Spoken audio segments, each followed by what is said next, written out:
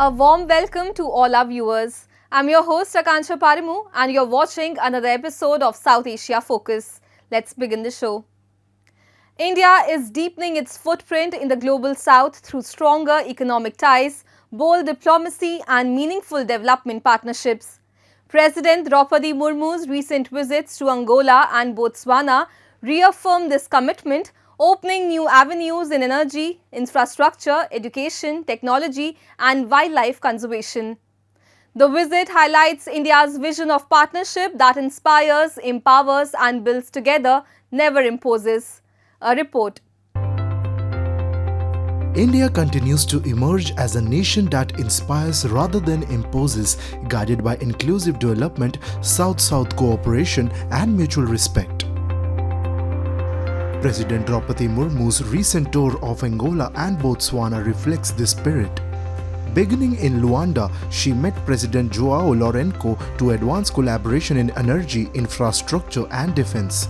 The two countries also signed MOUs on fisheries, aquaculture, marine resources and consular cooperation, strengthening people-to-people ties and opening new doors for partnership.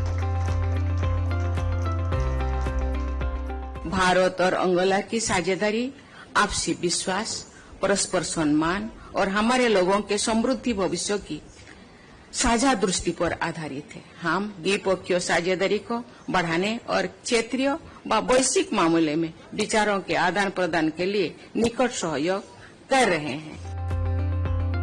During her visit, President Draupadi Murmu toured the historic St. Michael Fortress and warmly engaged with the Indian community, acknowledging their contributions and strengthening the bond with the diaspora. She also welcomed Angola into the International Big Cat Alliance and the Global Biofuels Alliance, reaffirming India's commitment to peace, sustainability and a greener, more stable future for Africa. Se encontra no mais alto nível para abordar temas essenciais da regulação das relações entre si. É essencial que procuremos dinamizar a implementação das decisões que têm vindo a ser tomadas de forma bilateral entre nossos governos. Angola has agreed to join the International Big Cat Alliance and Global Biofuel Alliance, two initiatives spearheaded by the Government of India. President Murmu's visit to Botswana marked the second leg of her Africa tour, reinforcing India's expanding engagement with the Global South. The historic visit underscored India's vision for an inclusive, interconnected Global South rooted in democracy and people-to-people ties. In their wide-ranging talks, the two leaders advanced cooperation in education, defense, digital technologies, agriculture and capacity building. President Murmu also thanked Botswana for translocating 8 cheetahs to India under Project Cheetah, a powerful symbol of shared commitment to conservation and global biodiversity. We are now formally handing over the cheetahs that have been donated to the Republic of India, as you heard from the experts. They are part of a large population here. Through strengthened diplomacy, development collaboration and people-centered initiatives, India and Africa are shaping a future where nations rise together, rooted in mutual respect and a common vision for a more equitable world.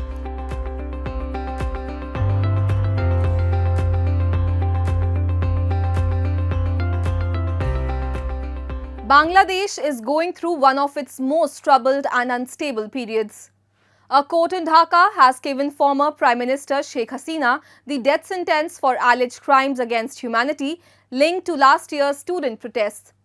She was tried in her absence while staying in New Delhi, and she says the decision was already fixed and driven by politics.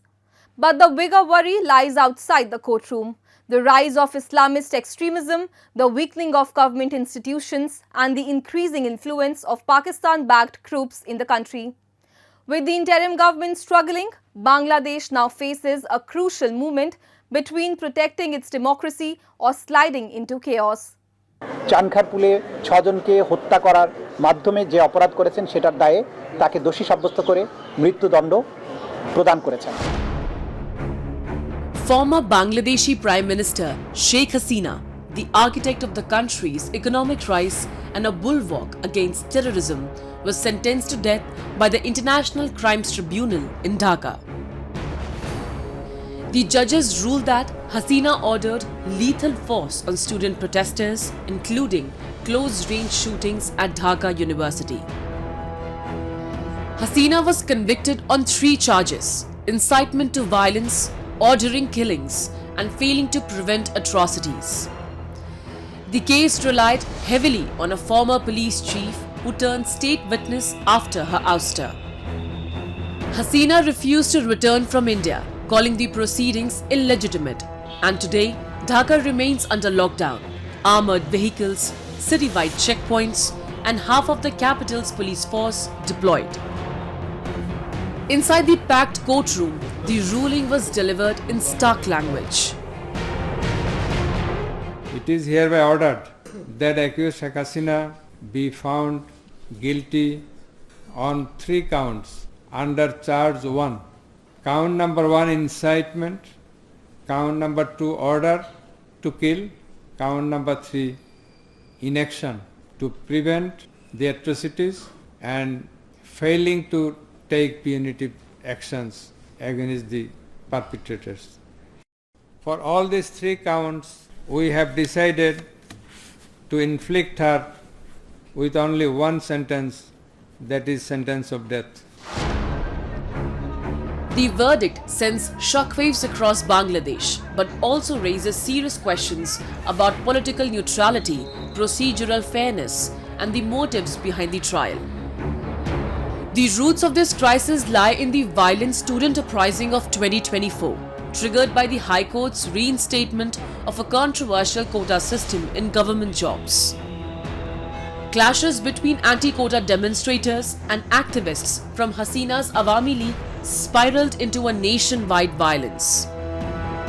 A UN report estimated 1,400 deaths, though Hasina has repeatedly demanded an independent investigation disputing the numbers.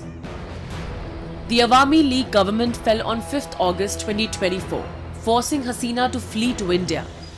But what followed was even more unprecedented. Within weeks of Hasina's ouster, the interim government began a systematic campaign to erase the political legacy of the Awami League, the party that delivered Bangladesh's liberation in 1971. Hasina's father, Sheikh Mujibur Rahman's statue was pulled down. His historic residence turned museum was burned. The Awami League was banned. Minorities aligned with the party were subjected to targeted violence. And into this vacuum stepped Bangladesh's Islamist hardliners, Hifazat-e-Islam, Jamaat-e-Islami, and smaller extremist-linked networks. Groups that had been heavily suppressed under Hasina's 17 years in power are once again asserting themselves.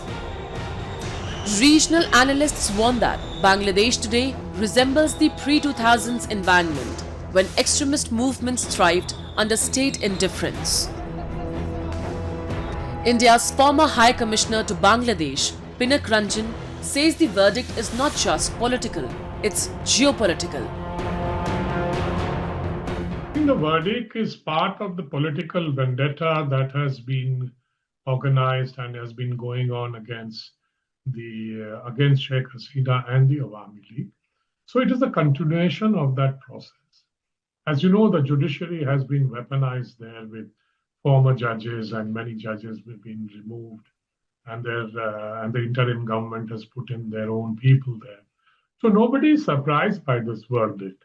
And I think it means that now the Awami League has to decide whether they will carry on the struggle or they keep quiet, which I doubt very much. I think the struggle will go on. This is a dramatic warning, but one that matches the pattern emerging on the ground. Pakistan-backed networks that were once dismantled by Hasina are resurfacing with alarming speed. Even Indian intelligence sources have flagged a Bangladesh linkage in the recent Delhi terror blast, a development unthinkable under Hasina's counter-terror regime. there is a very strong belief that Hasina, the agitation conducted against Hasina, was also had a foreign hand in it, or in different ways, and because a decision was taken somewhere that she's not cooperating in with that country, which wanted certain facilities there in Bangladesh, etc. These are all in the media already, and these have been discussed, and so these things are also there, and we have seen the interim government moving very close to Pakistan, and there's a lot of ISI, traveling, Pakistani generals and others traveling to Dhaka. During the bomb blasts in Delhi, for example, I just read somewhere that they have also unearthed a Dhaka connection. Now that could very much be the LET, which has gone there and started operating from there, or the Jaish or whoever. Because this is what Pakistan would aim for.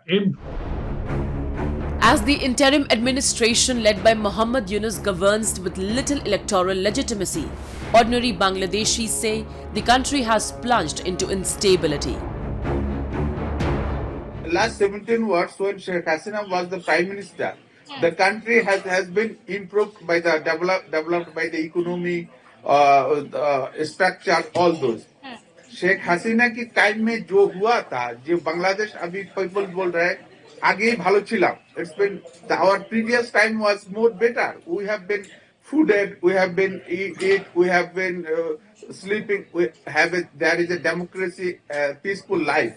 So अभी जो यूनुस की government की जो time जा रहा है, ये इतना लोग अभी इतना सफर कर रहा है कि यूनुस की ये शोषण बना रहा है. बांग्लादेश में एक शोषण हो रहा है, एक डेजर्ट, एक मरुभूमि चल रहा है.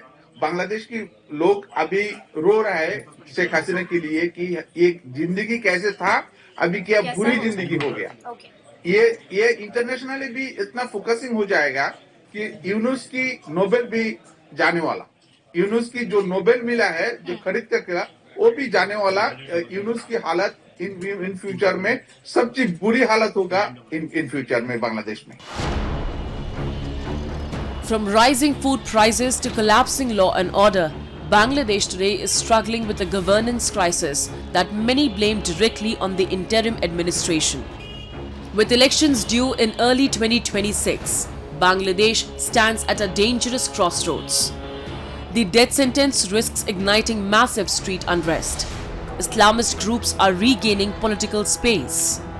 Pakistan-linked networks are rebuilding quietly. Minorities fear renewed communal violence. State institutions, police, judiciary, administration appear deeply politicized.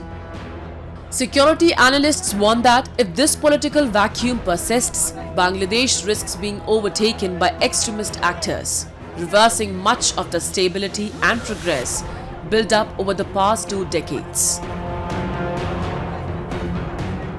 Time now for Asia This Week, the stories from across the continent.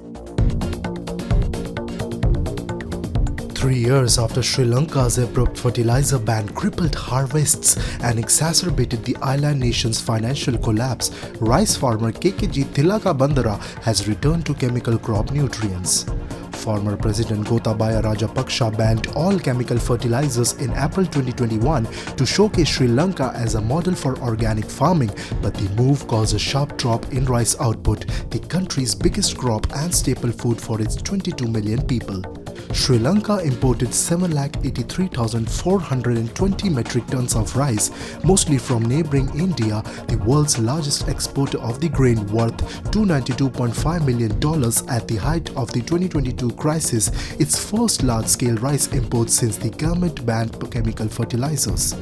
Over the past 3 years, rice imports have swung from a low of 29,606 tons in 2023 to 167,000 tons in the first 10 months of 2025.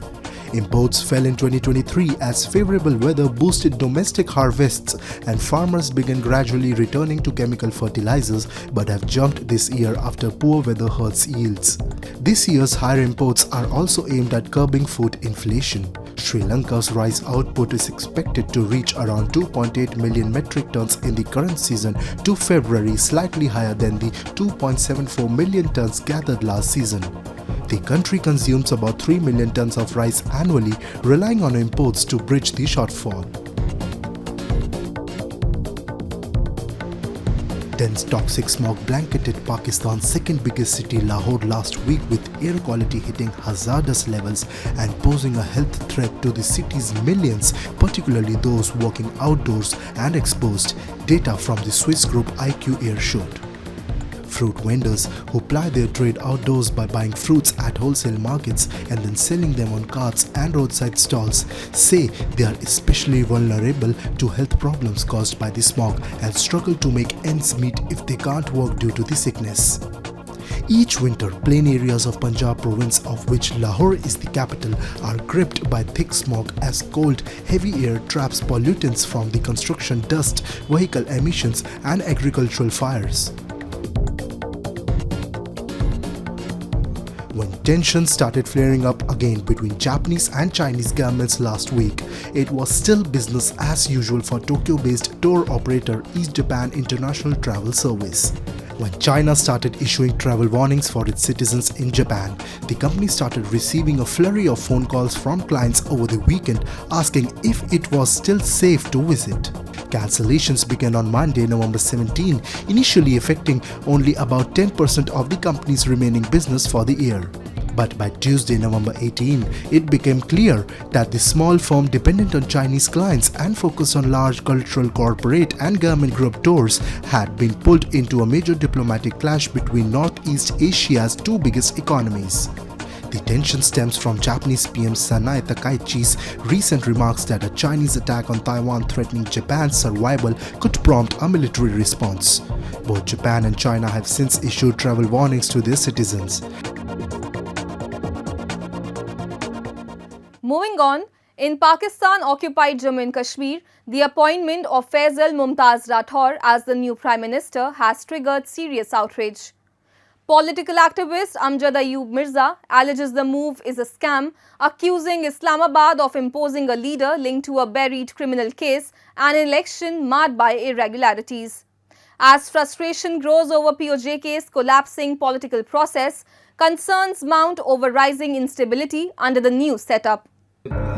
Political activist Amjad Ayub Mirza has slammed the appointment of Faisal Mumtaz Rathor as the new Prime Minister of Pakistan-occupied Jammu and Kashmir, calling it a scam and proof of a collapsed political process. He alleged Rathor was linked to a 2013 gang rape case in Muzaffarabad, claiming the case was buried and evidence disappeared. Mirza also questioned the legitimacy of Rathor's election, alleging that refugee seat holders were improperly allowed to vote despite clear objections by the Joint Awami Action Committee. To select him as the Prime Minister of POJK is a scam. I mean, the guy has a scandal in his baggage. He is said to have been involved in a gang rape back in 2013 in Pearl Continental Hotel in Muzaffarabad, the capital city of Pakistani occupied Jammu Kashmir. And at the time, the President Yaqub's son was involved in this as well. And everything went hush-hush. And it is said that the girl who was the victim was a student of masters from Jammu Kashmir University, and they lured her, invited her for an interview, job interview for a bank. But they locked her up and they raped her all night. And she then went back to her house and told her parents, and her parents are said to have poisoned her to save themselves from the shame. And she was declared dead. There were protests against that as well. But then everything was cleared. Everything has vanished. The proofs. And this guy is now the Prime Minister of Pakistani occupied Jammu Kashmir. Mirza further alleged Rathor's priority lie in serving Pakistan's political and military establishment rather than the people of POJK. He said public frustration is growing over an administrative-style system where leaders are installed without public participation. So I think that his selection as the Prime Minister of Pakistani occupied Jammu Kashmir has once again totally discredited the whole political process in Pakistani occupied Jammu Kashmir. Basically, there is no process. It's all like an administrative affair. Remove this and bring that, remove that and bring him, or her. This is what is going on in Pakistani occupied Jammu Kashmir, and people are fed up. The activist cautioned that political and social instability in POJK will increase under the new setup. Let's head to the vibrant Pushkar fair where Rajasthan's golden sands burst with color, culture and devotion. Once a camel trader's haven, Pushkar now shines as the world's grandest cultural festival. From dazzling camels to folk dances to soulful music and divine prayers, every heartbeat here tells a story because Pushkar isn't just seen, it's experienced.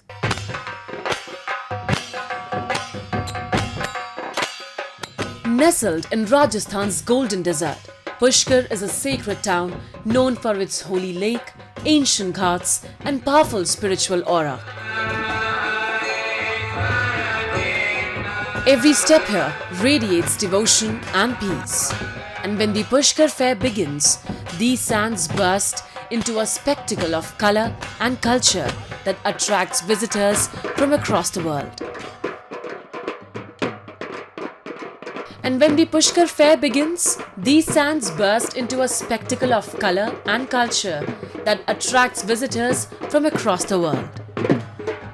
What began centuries ago as a camel and livestock market has evolved into a grand cultural carnival blending faith, festivity and commerce. From camel trading to folk music, dance, crafts and traditional games, Pushkar becomes a living celebration of India's soul. Camels adorned in vibrant attire, contests of beauty and grace, and tourists joining local traditions. This is not just a fair, it's an experience. Pushkar isn't just witnessed, it's felt. It was our first time in Pushkar, and we're very happy because we could have a chance to see the camel dance and camel competition with all this nice stuff they wore. So it was great, and we like it very much. We've come to see the camels' decorations, and which were outstanding, and the dancing, which was amazing. I love the community. I love that everybody is coming together and enjoying life and having a wonderful time.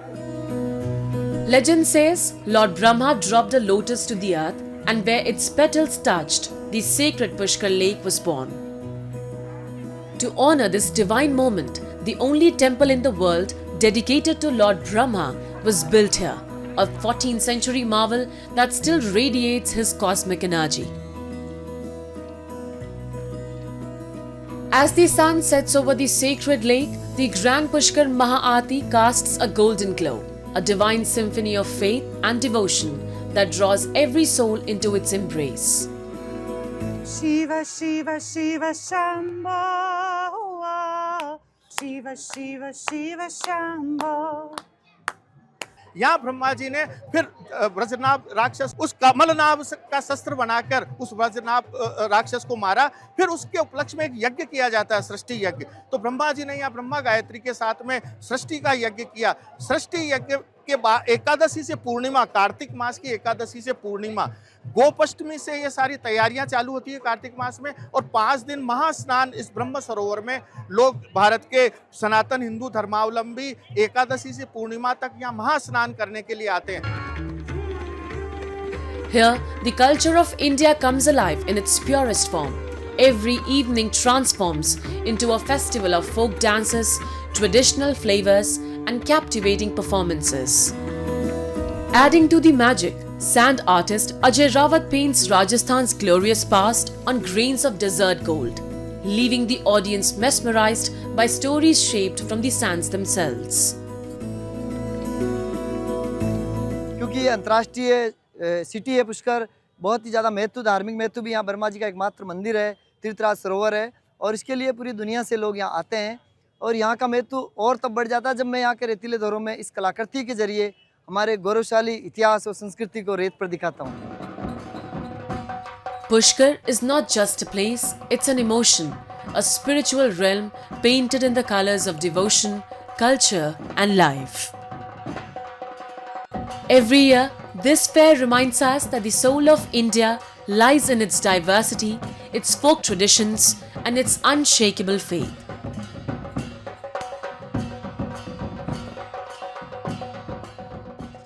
Experience Pushkar Fair's vibrant mix of camels, culture, music and devotion as Rajasthan's desert transforms into a colourful cultural celebration. And with that, we come to the end of this week's episode. See you next week. Till then, goodbye and take care.